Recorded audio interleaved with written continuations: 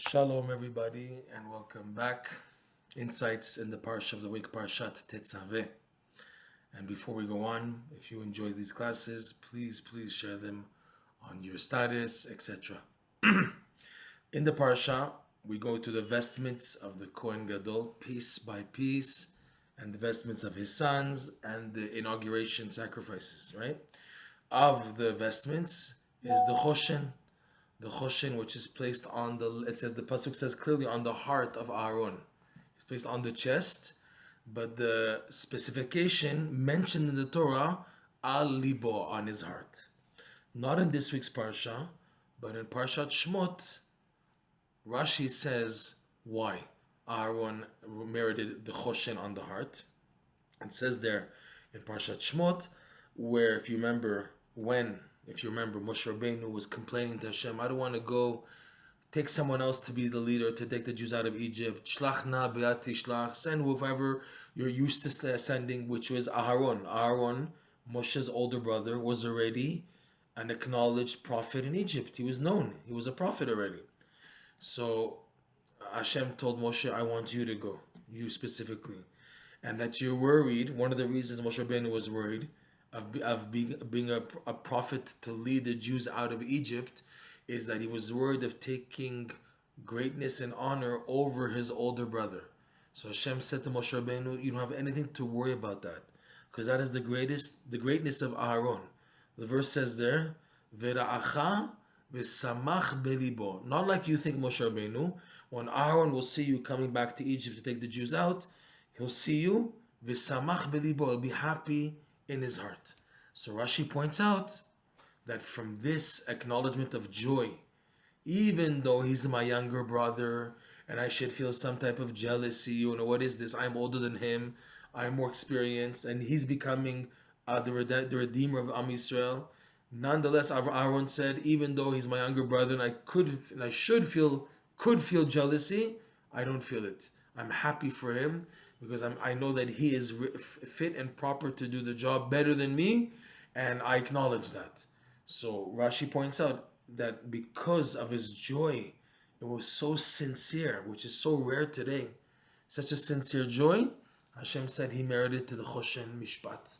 The Choshen, which was the breastplate, which had the 12 stones, right? 4 rows of 3 stones each, corresponding to the 12 tribes. And in fact, each stone, which was a different type of precious stone, different color, so it had engraved in it the names of the 12 tribes in total, plus Avraham, Yitzchak, Yaakov, plus other words, and also the name of each stone also. Leshem, Yashve, Achlama, okay, Shevo, Odem, Pitda, Bareket, all these, right? Nofech, Sapir, V'Yalom, Leshem, Shevo, Achlama, okay?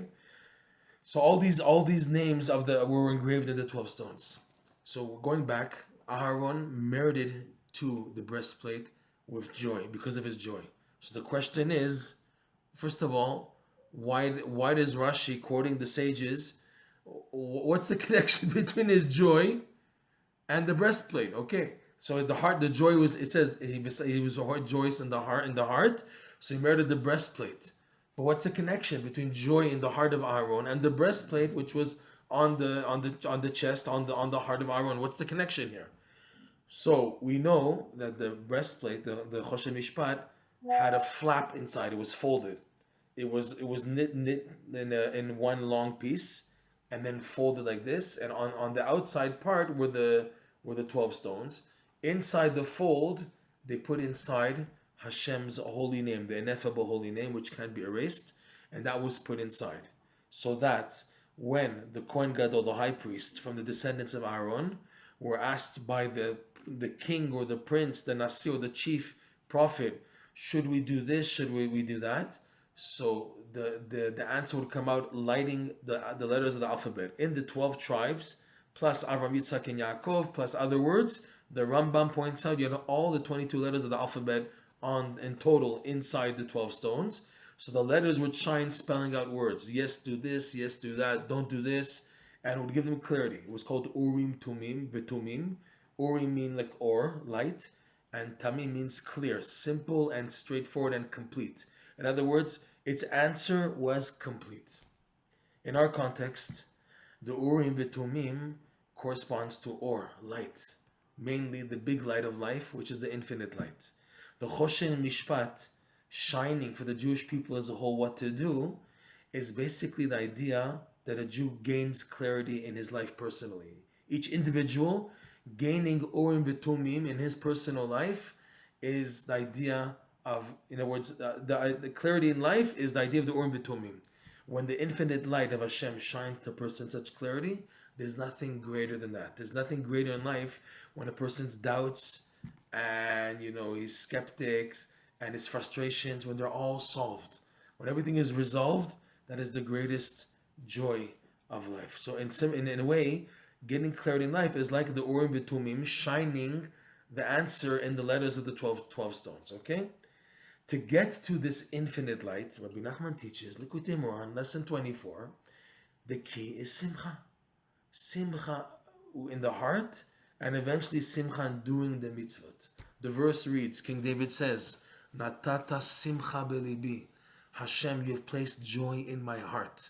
Showing that the place of simcha, where it's activated, is in the heart. Okay, the Torah points this out in a few places. One of the famous places is in Parshat Vayetze, after Yaakov had his dream, and in the dream of the ladder, Hashem promises Yaakov, I will protect you, and you will come back to this land, and you will be saved. So he was so confident from the dream, and he made an oath to Hashem, if you bring me back here, I will offer such and such and so and so. So he was so happy. The verse says that his heart lifted his legs. Yaakov was able to go fast back to Padan Aram, to Lavan, to eventually marry Rachel and Leah. And Rashi points out, Libo nasa et raglav. His heart, from the joy that he had in his heart, it lifted up his legs so they were light in walking. In other words, momentum in life comes from the joy which is found in the heart. In our context, Aharon had such simcha in the role of his brother Moshe Rabbeinu, in that he's going to be the one to take out the Jews, which is a mitzvah. To redeem the Jews from Egypt as Moshe Rabbeinu's personal mitzvah. He was so happy for him, so happy in this mitzvah, that he earned from his joy, which was such a rare joy, an older brother. You're not jealous? No, I'm not jealous. That's rare. That's rare. Once Rabbi Nachman told Rav Nosson, when a person holds on to this, then there's like nothing greater. And Rav Nosson said, I thought this is obvious. For sure, I want every fellow Jew to succeed. But Rav Nosson says, as I grew older, I saw that it's not so easy. That a person, as he gets older and he sees his failures and setbacks, and he sees or younger people or people his age or people older than him that are succeeding and going, so he becomes very jealous. Especially an older person towards younger people, Rav Nosson points out. This is all found in Sichot Haran, Rabbi Nachman's wisdom. That the tendency of a person who's older and fell, he sees young people starting, he starts mocking them, insulting them, and trying to break their morale. You're going to fall like I fell. Just wait, see what's waiting for you. You think you're going to hold on to your high level of devotions. You'll see. You're going to go through what I went through, and let's see you hold on then. And that's a natural tendency people have when they see someone else succeeding. And Rav Nosson said, wow. So he saw that it is a big thing, that I should be happy for the other person's success. It's not easy. It's not easy. That I work on my midot, that I admit my failures, and I also admit to the other person's his successes and his ability to do better than me, what he's capable of doing. That's not easy. Most people have jealousy. So here Aharon had such simcha. The verse says, "V'samach ra'acha v'samach belibo." Right, and he'll see you, Moshe Rabbeinu, coming back to Egypt, and he'll be happy in his heart. So he showed a high level of joy. I'm not jealous. I'm happy with my portion, who I am, and I'm happy for him also. And if what he does is better than me, great, I have something else to do in life. Why should I be jealous? We're two different people. I have a different mission. I'll do maseh shalom, v'zeh maseh sheni. That's his job, and this is my job. I'm happy. I'm okay with it, okay? This was the greatness of Aharon. He, Dafka, specifically merited to become the high priest, the Kohen, and also to wear the Choshen Mishpat, which shone, and his descendants, Aharon and his descendants, because of him, that shone clarity, okay? So now, this is also a message for all of us, that with Simcha, we gain urim betumim, we gain access to the infinite light. Okay? Now, there were 12 stones. Why? Why did the Choshen Mishpat, okay, with its job of showing clarity, why did it require 12 stones corresponding to the 12 tribes? Why was that specific? You already had the 12 tribes engraved on the two stones on the chest, on the shoulders. There was the two longer stones, 6 tribes here, 6 tribes over here. Why again to put again the list of the 12 tribes, but this time in format of 12 stones? What's the idea? So Rav Nosson says amazingly how each of the 12 tribes represent a stepping stone connecting from joy to gaining access to the infinite light. I'll do my best off by heart to remember what I can remember, but let's go through them. The first row on the breastplate had the first 3 sons, Reuven, Shimon, and Levi. Rav Nosson says Reuven was called Reuven because she said, Leah, Reu, look at the difference between my son who willfully sold his birthright to Yosef, and my father-in-law's son Esav, my uncle, who willfully he sold the birthright, but out of anger, and he wanted to kill Yaakov. Whereas here Reuven had no jealousy; he wanted to save Yosef. Esav wanted to kill Yaakov. So Rav Nosson says the idea of Reuven and making the differentiation between Yosef and Yaakov, Yosef and Esav, sorry, is that a person goes into the exchange chamber of evil, which is representing of Esav, and is able to sift out something good. She said, look at my son. My son is not like Esav. He's better. And that means he's in the domain of Esav. He also sold his birthright. He also had his birthright taken away from him, but he loved Yosef. He also disagreed with the brothers to kill Yosef. He was in disagreement to that. So Rav Nosson says Reuven is the idea of going into the exchange chambers, which Rabbi Nachman mentions is a key how a person elevates joy to come to connect to the infinite light. So that's Reuven. Shimon, he says, refers to Ki Shama Hashem Ki Senua Ani. She said, why did Leah call her son Shimon? She said, because Hashem heard that I'm hated. What do you mean Senua? That everyone was mocking Leah. You're gonna fall into the hands of Esav. You're never gonna get married. All these type of things. She said, I was hated. Okay, and in the end, I got a son. If Hashem listened to me. So Rav Nosson says, who in society is normally hated? In Jewish society, who do you call someone who's hated? Someone who rebukes people. A rabbi who goes up the podium and he preaches and preaches. People hate him. People, what is he telling me what to do? This guy, let him go fly a kite. Let him take care of himself. People don't like being rebuked and everything, but you need it. You can't just now, let them do what they want, desecrate Shabbat and everything, and I won't say anything. You can't do that. You have an obligation for the honor of Hashem to let people know that it's wrong. Okay, so a rebuker is hated, and in this lesson, Rabbi Nachman teaches that when a person does mitzvot besimcha, the mitzvah goes to wake up the whole world. So in waking up people, it's also faced with it's discomfort. When people tell you what to do, even though you know they're right, it hurts. It's not easy to accept rebuke. It's easy to talk about, yes, but it's not easy to receive rebuke. So the person who rebukes is considered hated. Who's he to tell me what to do? But I know he's right. I know he's right what he's saying, but it hurts. I can't believe he stuck up and told me, it's not correct and everything. So someone who rebukes to get people to wake up is hated. In our context, the mitzvah wakes up people, causes an arousal of people to wake up. So they are positively hearing rebuke, but it's hard for them to accept it. It's like bittersweet. Okay, so that's Shimon. Levi is, Rabbi Nachman says in the lesson, that when simcha is aroused and the mitzvah is aroused through doing it b'simcha, so this activates the blessings which are located in the hands. And who are the main people who give blessings in the hands? The priests, the Kohanim. Birkat Kohanim was of the hands, right? Levi is the tribe that the Kohanim came from, okay? And the blessings are a result of simcha, okay? Yehuda is one of the greatest formats of being joyous, which is hoda'ah, giving thanks. He was called Yehuda because thanks was given, okay? So that's Yehuda. Yisachar is one who, the great Torah scholars, the greatest Torah scholars from the tribe of Yisachar. And there's no greater joy in the world, believe it or not, than learning Torah. The verse says clearly, Pekudei Hashem Yesharim Mesamche Lev. The edicts of the Torah of Hashem are straightforward and they bring joy to the heart. So Torah study, okay? Zvulun is an amazing thing. Zvulun went out to make business, to bring in money, to support Yisachar.